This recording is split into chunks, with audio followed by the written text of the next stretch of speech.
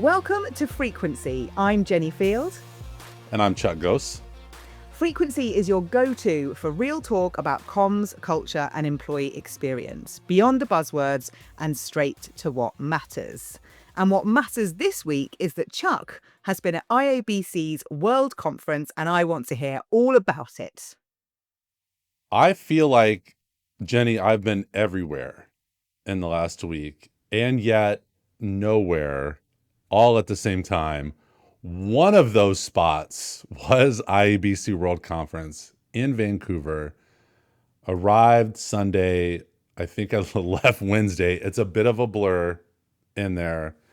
It was great. I had the privilege of getting to speak. Mark McDermott and I, he's the CEO of ScreenCloud. We did a session together. Very well attended. I think about 150 people in the room, which was wonderful. Also got to help out Carolyn Clark at Simpler with one of her AI talks, trying to rile some people up there about AI or just think about it a little differently. And I was, all in all, it was a good event. And the good part was seeing friends and seeing people that you might only see once a year at World Conference, or maybe even every few years at World Conference. The interesting part was, and we had talked about this in the last episode, is what will attendance look like? Allegedly, I heard, there were 600 attendees. That is a dramatic departure or reduction, I would say, in previous years. I don't know what last year's numbers were. I know that's less than what it was in Toronto a couple of years ago. I do know it's going to be in Toronto in 2026. I don't know the exact dates, but it's going to be back in Toronto. So they're hanging with the Canada crew on that one. But I'm also wondering now, is this the size it's going to be? Is this the size it needs to be successful? Because we were talking about, the last time I was in Vancouver, they actually had to spread it across 2 hotels, which was a little confusing and all that. This time it was all baked into one hotel where it's been before. I attended a few sessions, mostly to support the speakers, also acknowledging that the conference isn't really for me. The sessions aren't for me. I don't necessarily like saying that, but I feel like that was one of my takeaways. There were a lot of really high quality speakers that were there, but I just couldn't get a read on, I think one of the challenges, if I can make a big improvement to World Conference, is either drop the theme entirely, which this year's theme was Connect, which I don't know if you could come up with a more generic theme. Also, there are many other events called Connect, so that might have caused some confusion. Maybe it's the keep it this size, because or come up with a very specific theme, like a very laser focused theme, and all the sessions need to be about that. I think back in the day when it could be all things to all people, which it kind of was. When I first started going, I felt like there were 1,000 plus 2,000 people going to World Conference. Yep. And it was sort of all things and multiple tracks and theme tracks and all that. Now it just seems like a collection of content around a generic theme. So hopefully that's an area of improvement. Yeah. What did you have one takeaway from the conference, other than it was lovely to catch up with people, which I know you and I both enjoy about going to in-person events? But was there one thing that you left as a kind of takeaway or reflection or anything? No. I don't think so. I think that's part of the problem, isn't it? Part of the problem. Yeah. It's a shame, because I remember Vancouver 2019 was my first one, and I just remember walking in with Advita Patel and Trudy Lewis, and we were just blown away. And I've gone back a few times since then, but it's never quite been that experience, and that was pre-COVID and different. But it was lovely to see all the posts from various friends that were there, and I've loved sort of watching it from afar this year, which has been quite nice. So I'm still glad. Yeah, when I was comparing it to the last time it was in Vancouver, because it was just, 6 years ago? Yeah. That it was there? It's just a completely different vibe. I mean, Yeah. I wouldn't have dreamed of skipping the opening networking reception in 2019. I'd skipped this year's. I just wasn't of interest. 2019, Banana Tag, rest in peace, Mm-hmm. did a massive Canada party on a boat where I actually Yeah. dressed up as a boat captain. I was showing people these photos. Allegedly, there was a Canada party this year, but people were like, "Was it a party?" And Oh, okay. it was in Yeah. Canada. So again, some of those things I think have just gone by the wayside or left behind, and I don't know, new people coming in don't really know what it was, and I think Yeah. those of us that were probably sort of reminisce or lament the way it was. Yeah. It's just that remembering how it was, and it's kind of evolving, isn't it? Maybe it's in that sticky middle where it's kind of changing and stuff. So, Yeah. right, a good event nonetheless. The other thing I wanted to talk about was I was at a conference this week called Atomicon, which is a conference for entrepreneurs and people that run sort of creative service businesses and different things. And there were about 1,400 people at this conference in Newcastle in the UK, with others online as well. It was really fantastic and loads of great speakers. And one of the speakers was Rory Sutherland, who some people might be familiar with. He's been in the PR and comms world for a very long time. And I've wanted to hear from him for years. But he spoke about the history of horsepower. And it's really stayed with me from the event where he was talking about and I can't remember who the person was now, but they were trying to sell this sort of new machine that they'd created to all these people at a time where everyone was using horses and nobody was buying it. And so he ended up saying, "Look, why is no one buying it?" And they said, "Well, because we don't know how many horses this is the equivalent to. Like, how many horses do we no longer need if we have this?" So he sort of created this, like almost like arbitrary, like, well, if you get this, you don't need 6 horses. So there's 6 horsepower in here. And that's where it came from, was this so it's a marketing term that doesn't really have any, I suppose, proper value. And it just stayed with me that, like, the power of marketing and communication and almost a story can have such an impact that lasts multiple lifetimes. So it stayed with me. I thought it was a good story. I would And assume there's got to be some sort of now manufacturing calculation because you see cars promoted with, oh, I it's got know, but 300 is it? horsepower. Yeah. Is it? I I'm gonna have to check, I would right? 'Cause assume. I thought you were going to ask me like where it came from, and I was going to guess like it's something to do with horses, yeah, but yeah, but yeah, that is show like how, but also the importance of making comms relatable and yeah, making it so people can then make an easy connection and understand the exactly. value. Yeah, Yeah. and find out what the problem is the people you're trying to help want to solve, and then match that with your messaging. The other thing is I just want a little bit of praise really, because we spoke on here about your freak out a few weeks ago was people that stand up on planes and like to stand up and take up space. And as someone that does usually stand up when that happens, I was very good on my planes this week and I did not do that. And part of the reason I didn't do it was not just because you sort of set me a mini challenge inadvertently, but it's because I read an article about people that do this. And the person that wrote the article called these people aisle lice. And I thought that was such a horrible term that I was determined not to be that. So I just need a little well done for staying in my seat and not getting up. I'm very proud of you Thank you. for changing the behavior. And I applaud the term aisle lice because it also applies to the behavior at gates. So the term gate lice has been around for a Oh, very long time. oh, okay. And so gate lice are the people that, let's say you're like boarding, say you're zone 8, but they're on like zone 2, Oh, but you're yes, like right at the front. Those are gate yes, lice. yes. So I it's hate it's those a very people. similar behavior. It's a very Yeah, similar behavior. yeah. But I Yeah. applaud you because hopefully I don't want you to get fined. Jenny, if you're ever Well, flying Turkish Airlines, I don't want you to be fined for that's fair. standing up and blocking the aisle. So, That's but fair. thank you to everyone flying on that plane was probably like, look at her. Look at this What beacon of changed what behavior. a model of civility that we have on this flight. Oh, let's hope so. Well, I'm gonna keep going. So what have you got for us this week? What are your articles As I on? was going through the list, Jenny, it's really just such a positive vibe. So many positive articles that we've got to come up with. We're going to be unpacking around pressure for employees to face and perform and stay quiet. And so we're going to talk about this nearly impossible leap from good to great. We're going to talk about the expectation to bond over drinks, even when you're burned out. The reality that people still show up sick to work and why, present company included. And the fact that women's voices, especially when reporting abuse, are still more likely to be dismissed. And in a growing fear that AI first really means employees last.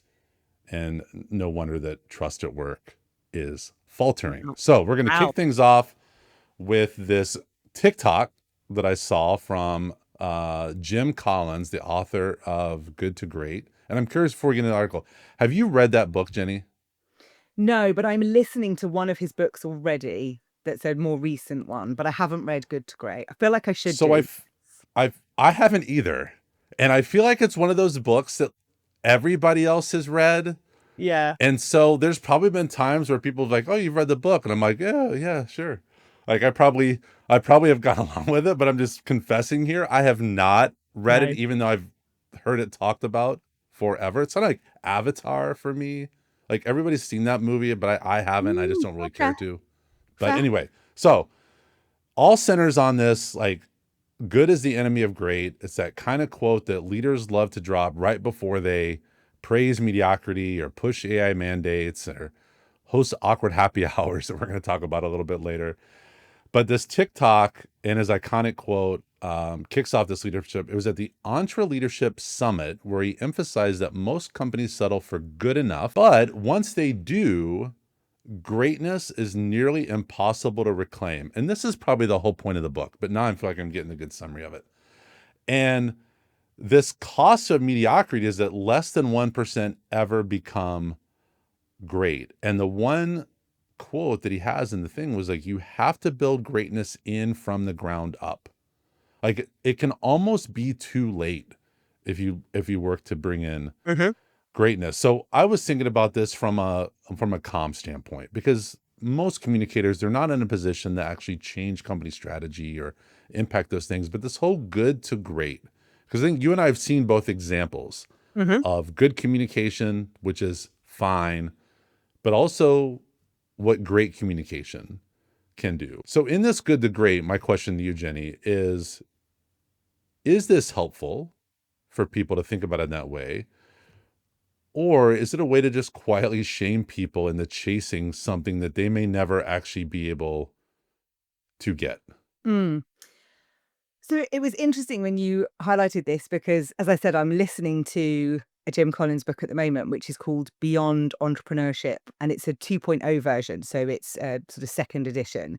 And I've been listening to it for a while, and it's taking me a little while to get through it, just because I think my brain's a bit full. But there was a bit that I bookmarked in that book about what it was that makes you great. And I think that's quite important because if you're going to say good to great, my brain goes, well, what is great? Like, what am I aiming for then in that? And if it's only less than 1% that are ever going to get there, what is that? And in this book, he says it's superior results, it's having distinctive impact, and it's having lasting endurance.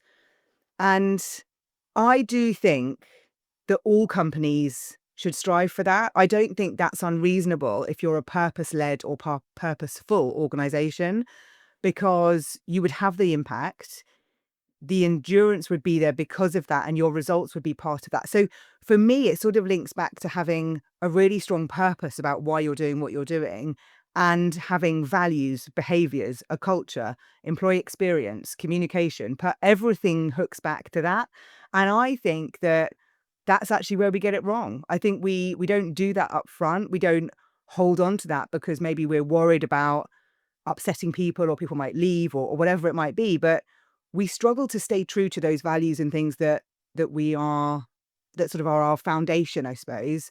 And I think that's where we lose it. I think we lose it because we're worried about offending, or we get focused on something else and it takes our sort of focus away.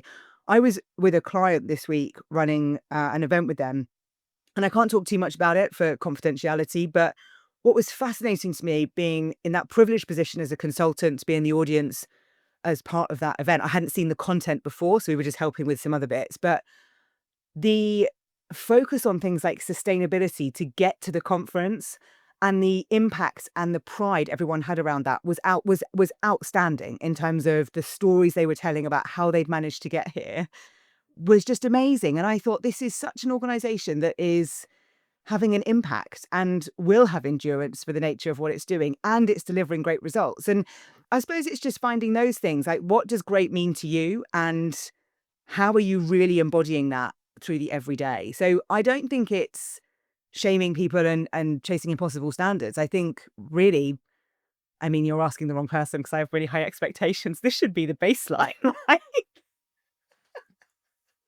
That's where I've landed. Yeah, unhelpfully so. When you described those three things, you said it was like superior results, impact, and endurance. I think those Yeah. are the three things. I immediately thought of like the good, fast, cheap thing where you can only have two of the three. Like it can be good and Yes. fast, but it can never be cheap, or it can Yes. be fast and cheap and never Yeah. good.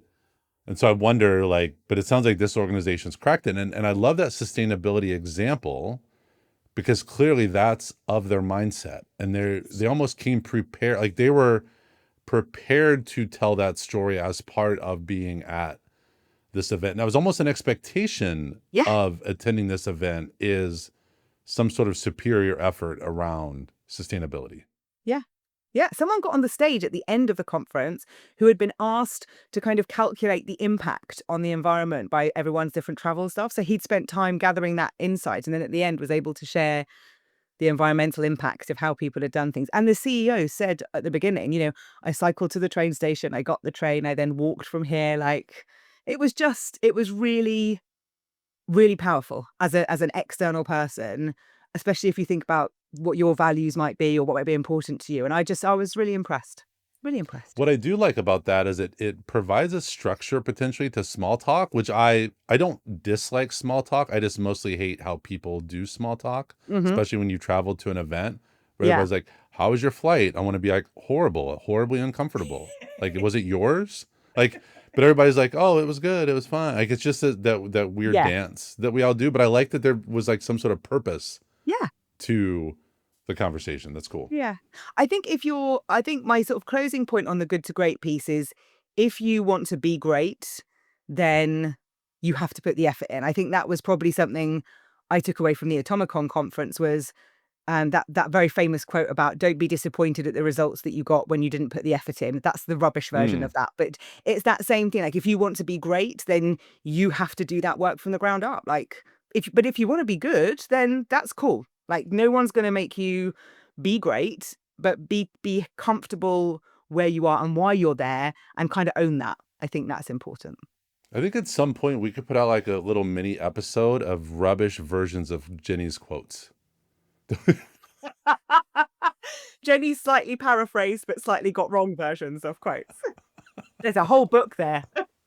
There probably is. Let's move along to this Slate article that I think speaks to a little bit of culture. So the way I was thinking about it is we have this calendar invite that shows up on your thing that says team drinks / mandatory fun.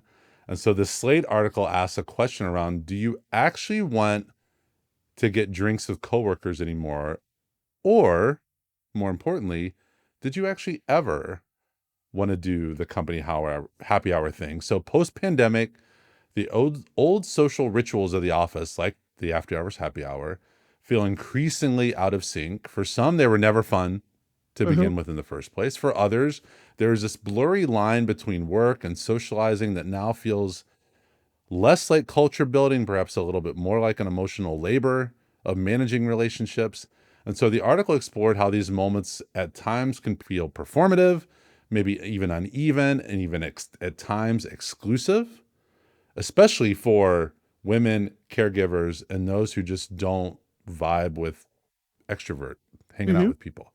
Also touches on something deeper around connection isn't something you can schedule at 5 o'clock and simply call it belonging. So I was thinking about this with even the IABC happy hour and networking, where I do enjoy hanging out with people, but I was like, I just don't have the social battery to do this tonight. Yeah. I'm not going to be my best self. So I actually opted out of it. With you, Jenny, do you see these after work social events, or even at um, like conferences and things like that, Hmm. still a meaningful part of culture, or are they just like a relic Are they this practice that we're hanging on to because we've done it before? I have lots of thoughts about this. So I always remember working in an organization and I was the communications director, and it was a very young employee base. And there was a lot of people that lived in the city and were going for drinks. And they'd often say, like, are you coming for drinks? Are you coming for drinks? And I'd always say no, because I wanted to get home and get to the gym and see my actual friends. And it was sort of this ongoing joke that I mean, I went if it was someone's birthday or there was a reason, then I would go. But if it was just social, then I don't want to go because I want to get to the gym. That's a value set difference thing, right? That's an age value difference thing, whatever it is. I think where this goes wrong, or where it goes wrong, I suppose, but like you said, at the pre-events at conferences, there was pre-parties at this conference I was at in Newcastle. I didn't go to that either, partly because I was also there with some other friends that I hadn't seen for a while and I wanted to hang out with them. If I was going to that conference and I knew no one and I was on my own, then I maybe would have gone and I maybe would have got more involved in some of the pre-event chat to feel more comfortable. But I also have different reasons for going to events. And I think this comes down to what's your reason for going to work and what's your reason to going for events? For me, I was going to learn for myself. I didn't necessarily need to make new connections and network. That wasn't the goal. I think if that's your goal, then it works. I think the workplace culture side of it, though, is where culture has got so fragmented with sort of hybrid and remote work, we don't really know what the commonality is between people anymore to know whether we want to go and hang out and have drinks. And also, to your point, it can be quite exclusive. Like, there's a lot of people that don't drink anymore for all sorts of different reasons, that actually maybe trying to do something that's more inclusive would be helpful. And that's hard because what do you do that everybody wants to do? But I think for me, it's a bit of a reflection of the inability to create deep and meaningful connections at work that allow you to create maybe some friendships where you want to hang out with people, but it still has to be purposeful. Like, Hmm. every drinks event I've ever been to at work, even when I worked in the organization before where there was a lot more social activity, it was purposeful. It was someone's birthday. It was a leaving do. It was usually a leaving do. It was it was for something. It was the end of a project. It was, and so you had a relationship with these people because you were working with them. And I think that's the difference. I think it's that overall connection that's gone, and this conditioning that we have of needing to be home. Like, I think one of my freakouts the other week was I've got my evenings back. Like, it's like I have to get home, and I can do that if I'm at something in London or another city, and I'm thinking if I go now, I can get the train, I can get home, and then I have to stop and go, why? Like, why am I so desperate to get home? I don't have children to look after. I don't have, like, what is it? Whereas it's sort of having to have a little word with myself and say, I don't need to rush to get home. I can get home at 9 p.m. and then go to bed. Like, I don't need to rush to get home. But we have this sort of conditioning need of, I've got to get home and have my evening back, which is just weird. So I think it's questioning your own motivation a lot as well. I was thinking about it too from the standpoint of it's lazy to think about generations, but this evolution of preferences of people where imagine now if a bunch of employees said they're going to get together and go out for a smoke break. Yeah.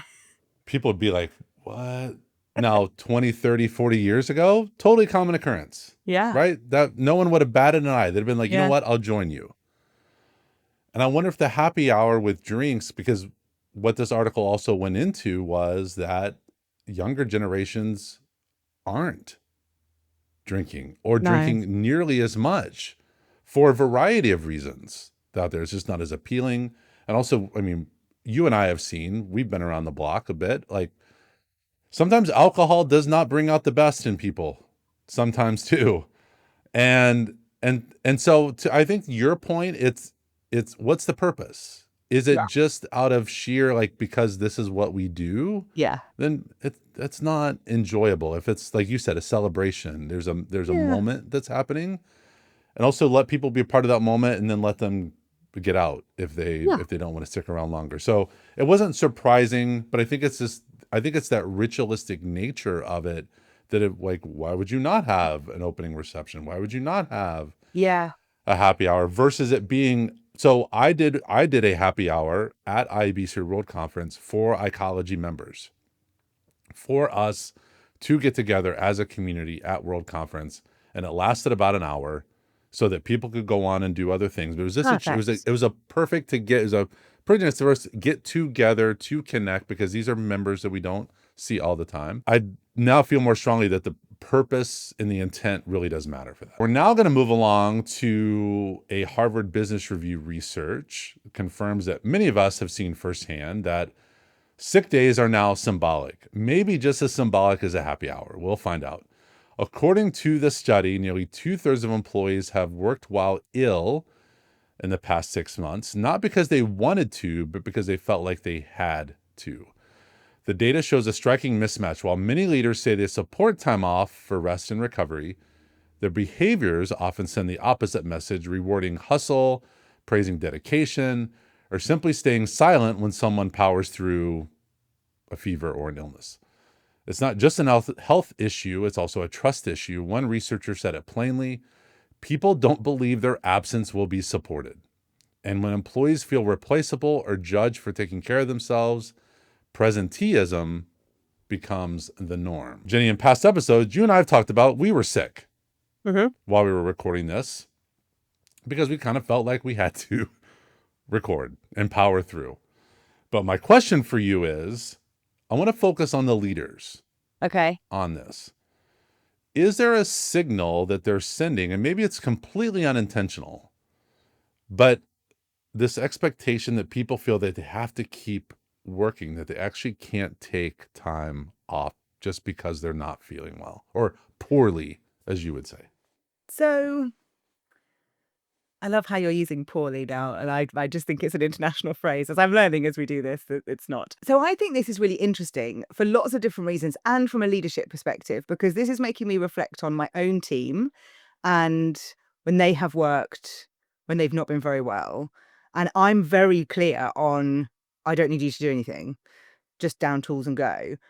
I think some of it is the fact that people have more agency over how they work. And I don't know if I think about, because I feel like I have to, I don't know that that's always the case. I think people feel like I just want to get this one thing done and then I know I can switch off and properly rest.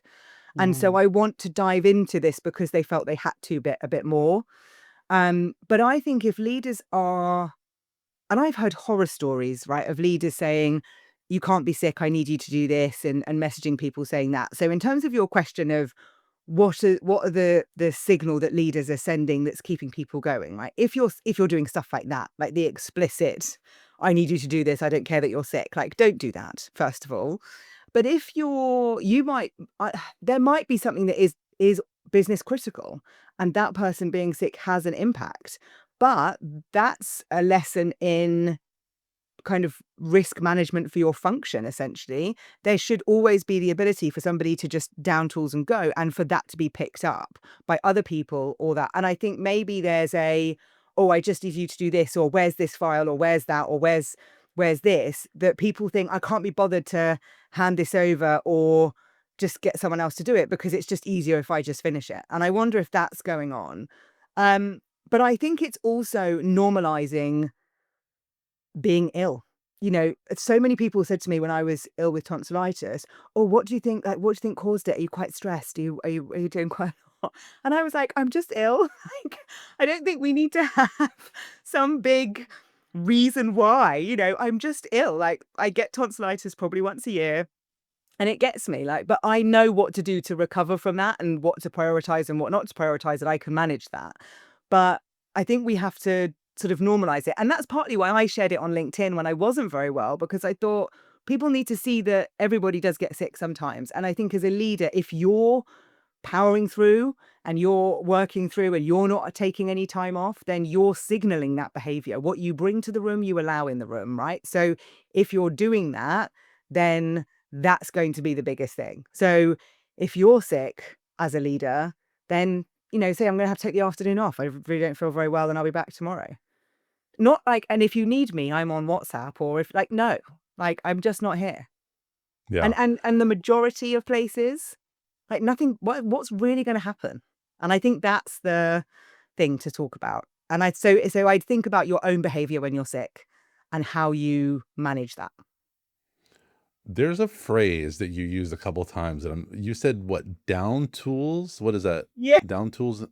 Like that, like so yeah, it's another one, isn't it? So you just down tools. It must be like an old, almost like manufacturing phrase, I think. So you just down tools Huh. and walk away. So you're just Love it.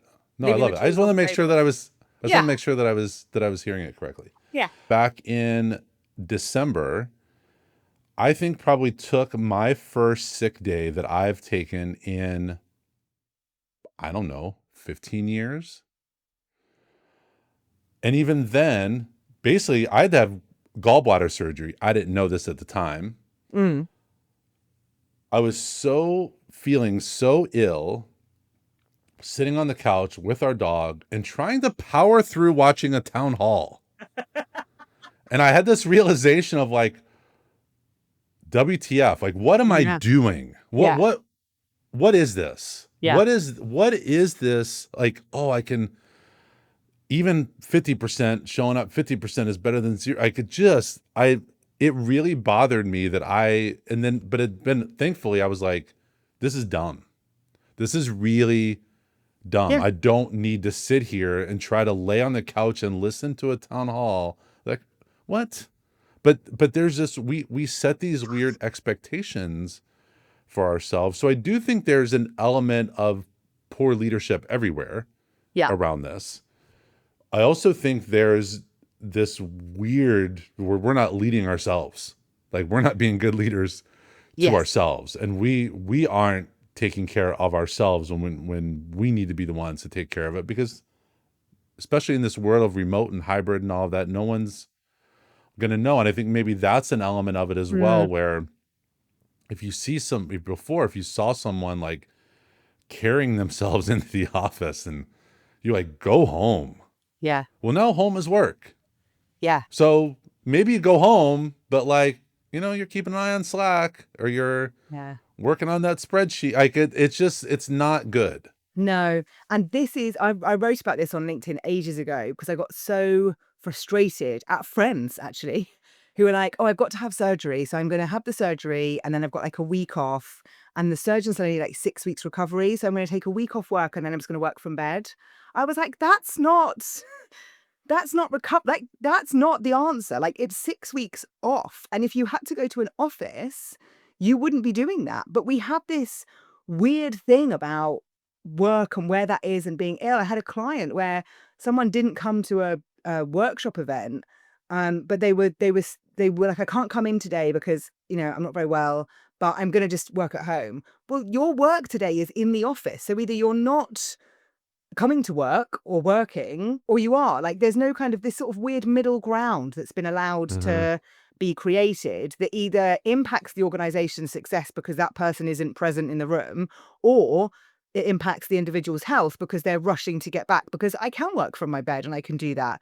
But I know, and you know, that when you're sick, like, you need to rest. When I had tonsillitis, I cancelled other things to be able to do this because this was important for me to do and other things I could move in my diary. And I did just sit on the sofa and watch Netflix and various other things. And I find that really hard because I don't do well kind of mental health wise if I'm just on the sofa for days.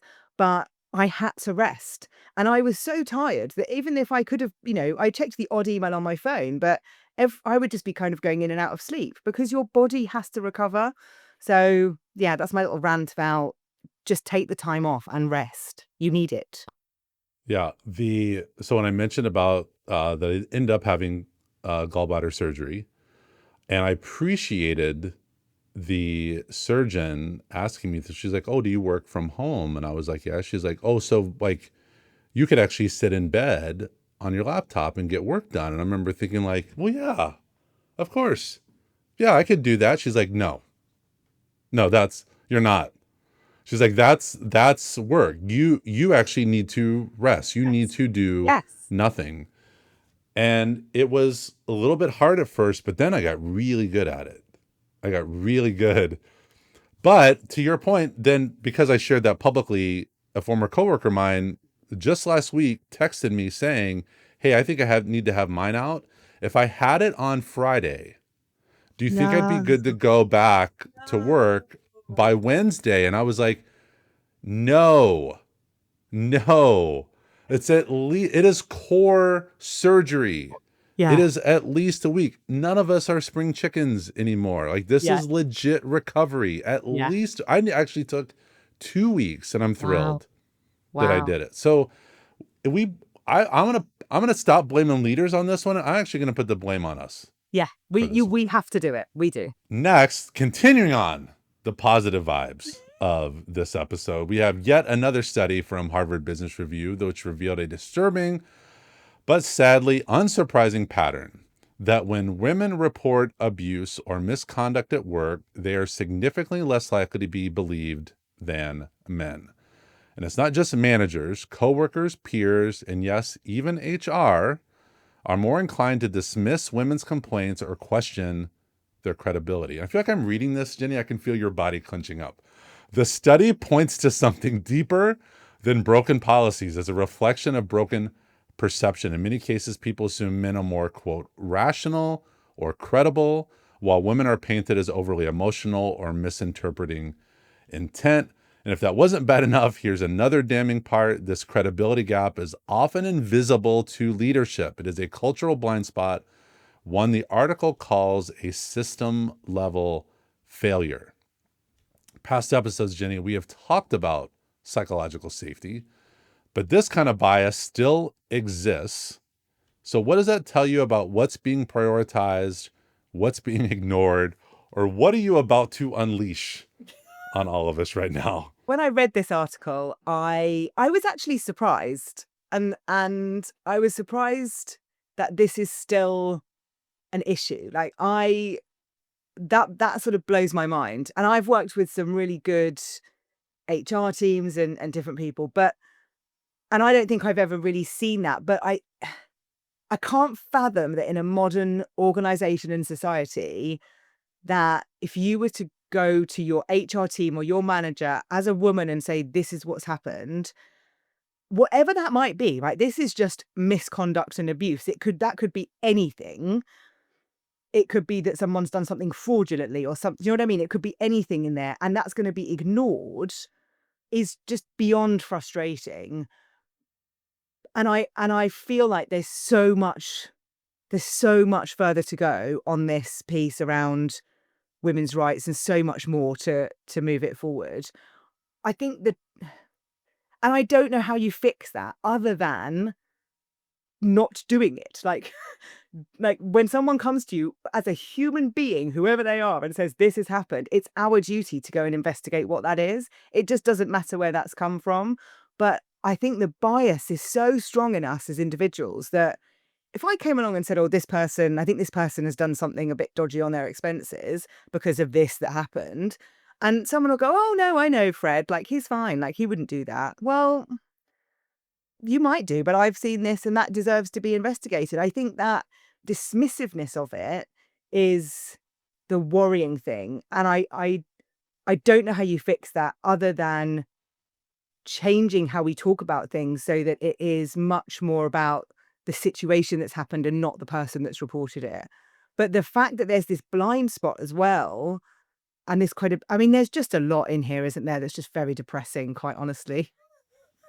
To me, it's so foundational to the problem that it's almost systemic or endemic to so many other problems inside not just companies, like Yeah. all of society. Yeah. That there are these preconceived notions that we might again think, oh no, we treat everyone equally, but we collectively We. don't, right? We don't. We want to say that, and I think companies say that, but they know they don't. Probably no differently than if someone on the front line says something versus someone in a managerial role. Like they take one differently. But you would think too that on the gender side of the conversation that we would have evolved inside companies enough, but clearly we haven't. And Mm, it's not just like a manager problem. Like I said, even the fact that HR is more inclined to dismiss women's complaints and question credibility over men. mm. And a lot of times, like HR is dominated by women. inside a lot of Hmm. organizations.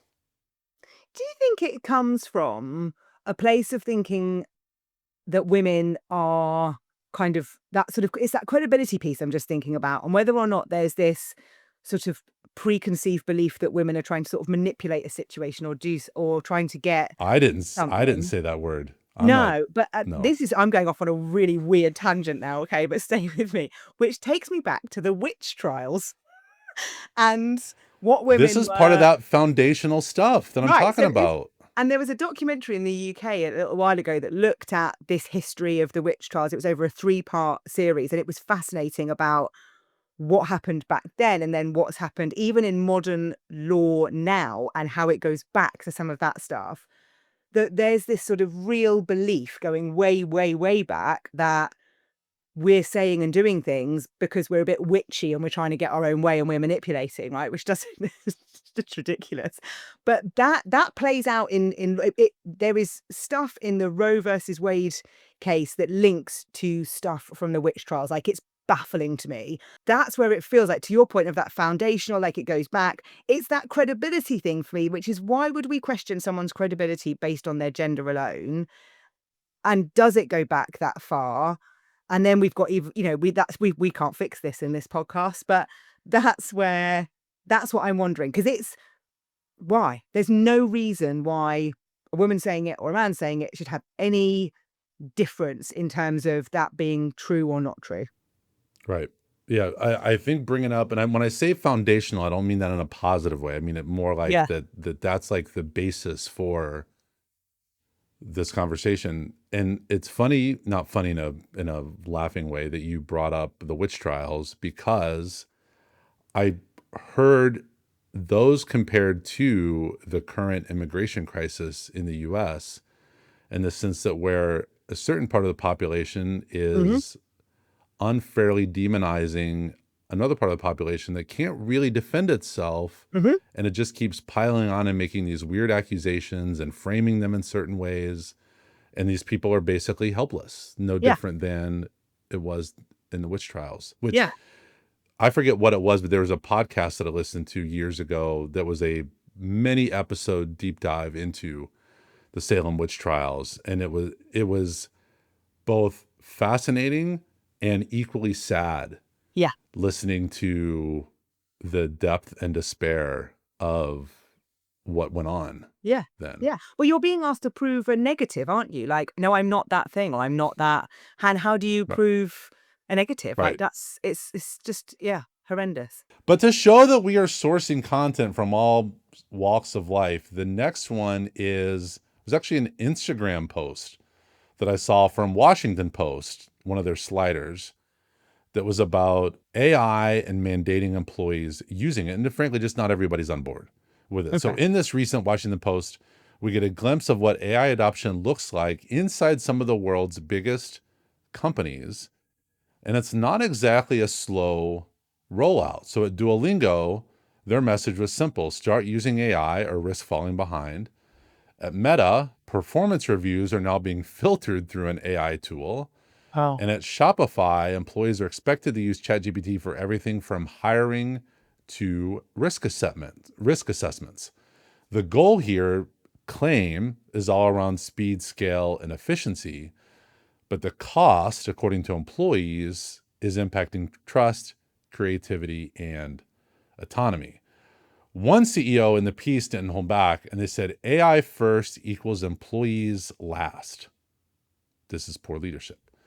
There's excitement around AI, of course. We talked about a lot at IABC World Conference, but Mm. there's also some growing backlash. People aren't resisting AI because they're lazy or outdated. They seem to be resisting it because no one's explained the why or given them the space to learn without fear. My question to you, Jenni, is it possible to have an AI first strategy without making people feel like they become second class inside the company? If so, where's the balance on this? So for me, there is an element around looking at kind of change programs that we've done in the past around digital. And I think that it's always such a big change. Like whenever I've done a digital change project inside an organization, either as a consultant or being in the organization as head of comms, it's hard, right? People have cried, it's change, we're really connected to some of these things. I think the thing about AI that's different about the things that have come before is the piece you mentioned there where you say that some employees are saying it's like there's that trust and it's that Mhm. creativity and it's that autonomy that they're worried about.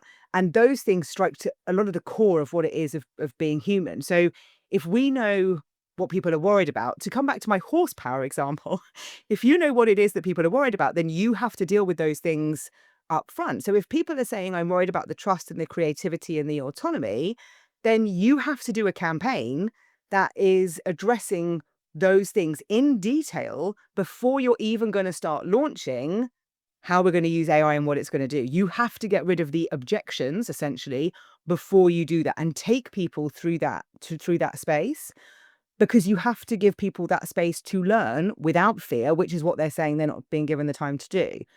So I think you can do it as long as you're doing it together. Nobody likes to feel like they're being done to. And if that autonomy is coming into question, people feel like they're being told, you now need to do this and this doesn't need to exist because we can replace you with this.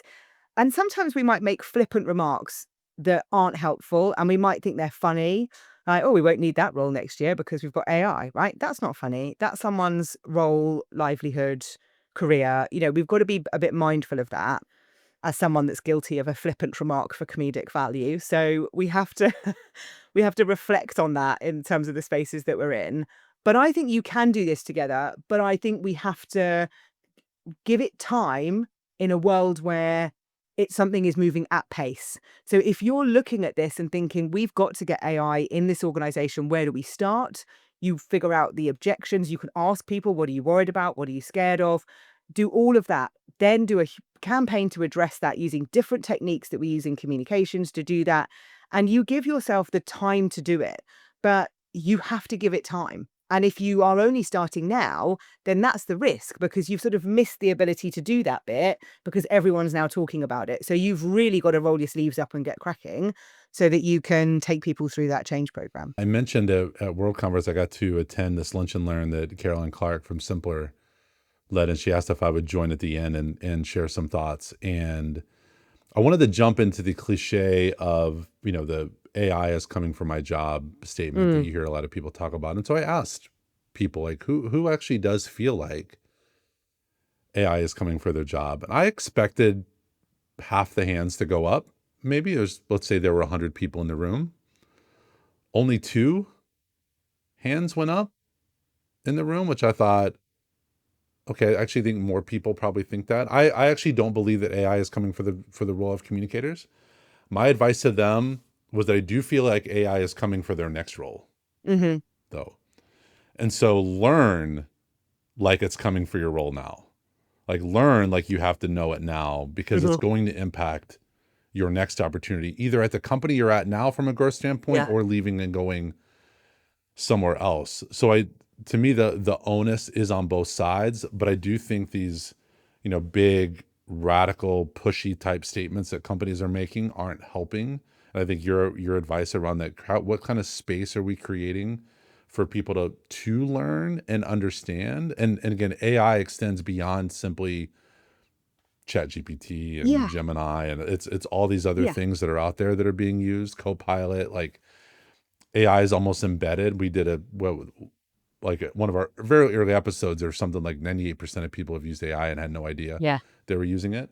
But I think because companies are making these big, broad statements, it's natural that some people are going to have some fear and uneasiness Yeah. around it. So And give them that space and let them build some enthusiasm or excitement, or be able to ask questions mm, about it. and I think also as an organization or a leader, or in some of these bigger companies, like you mentioned a couple there, like Meta and Duolingo, like you don't need to say something for a clickbait headline. And that's what it feels like. It's sort of these, we've got to say something that's big and bold and going to get the attention, when you're going to impact all of the lives of the people that work for you. And organizations are people. I say this all the time. So you going out for a clickbait headline to try and get some sort of coverage or to get your name and linked into the AI space, but you're impacting the productivity, the efficiency, the engagement, all of those things that you need in your organization in order for it to succeed by doing that. So just, what's the benefit really? And just don't do it for the sake of it. Because I think people, again, just sometimes don't really think about it. And it has, big impact. Yeah. Well, hopefully for our next episode, we've got a little more positive stories to talk about. As we close out, Jenni, what is your freak out? So my freak out this week is a little bit linked to kind of being a bit overwhelmed, I think, is my sort of freak out this week, where I feel like there's so much knowledge and information out there. And as someone that reads a lot, I've really struggled to read in probably like the last sort of 2 weeks. And I mentioned I'm listening to an audiobook. It's taking me a long time to get through it. And I don't know whether I've got too much information in my head that I need to actually do something with before I can take space to take on more. But I'm sort of battling with this. I want to read a book, but I don't know what to read because I don't know that I need any more information. So I think I'm just going to read some fiction and treat myself to a little bit of light-hearted reading. But battling that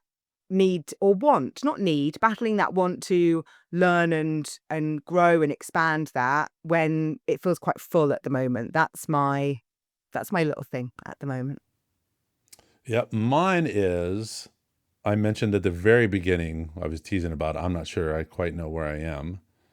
And talking about being a little overwhelmed, that basically since the last time we recorded to exactly today, I was in Las Vegas for 3 to 4 days, depending on when you count.